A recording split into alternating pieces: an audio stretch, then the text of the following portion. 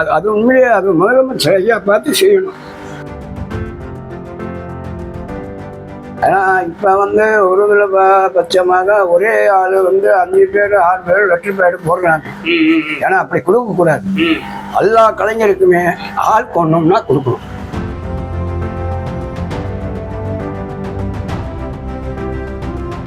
ஐயா, உங்க பேர் எத்தனை வருஷமா நாட்டுப்புற கலைஞரா இருக்கீங்க? நாங்க 10 வயசுலேருந்து நான் ஆடிக்கிட்டு இருக்கேன். என்னென்ன மாதிரி ஆடுவீங்க? மாடு, மயில், குதிரை, கரகம், காவடி, மரக்காலாட்டம். ஏன்னா இப்போ இது ஃபர்ஸ்ட்ல கலைமாமணி வாங்கினது மரக்கால் ஆட்டத்துக்கு. அதாவது ஸ்பெஷலிஸ்ட்டு.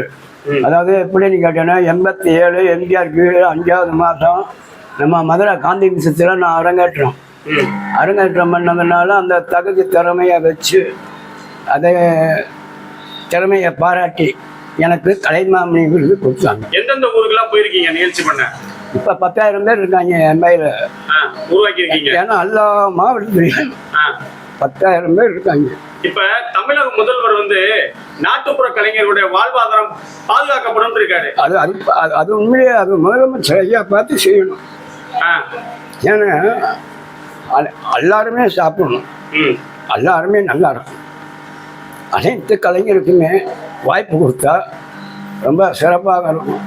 எங்கள் கலை டிபார்ட்மெண்ட்டில் இருக்கிற ஆளுங்களும் கொஞ்சம் ஒத்துழைப்போட எல்லா கலைஞருக்கும் நல்லபடியாக கிடைக்கும். இன்னைக்கு நிலைமை எப்படி இருக்கு? நாட்டுப்புற கலைஞரோட நிலைமை நிலைமை எப்படி இருக்கு? உங்க நிலைமை இப்ப எனக்கு 75வது வயசு. இப்போ 75. நிகழ்ச்சியெல்லாம் கிடைக்குதா? நிகழ்ச்சியா இப்போ எங்களுக்கு சரியா வர்றதில்லை. வயசாகி போனதுனால எங்களுக்கு வர்றதில்லை, நாங்களும் கேட்கறதில்லை. ஏன்னா இப்போ ஒரு இதில் பட்சமாக ஒரே ஆள் 5 பேர் 6 பேர் லெட்டர் பேடு போடுறாங்க. ஏன்னா அப்படி கொடுக்கக்கூடாது. எல்லா கலைஞருக்குமே ஆள் கொண்டோம்னா கொடுக்கணும்.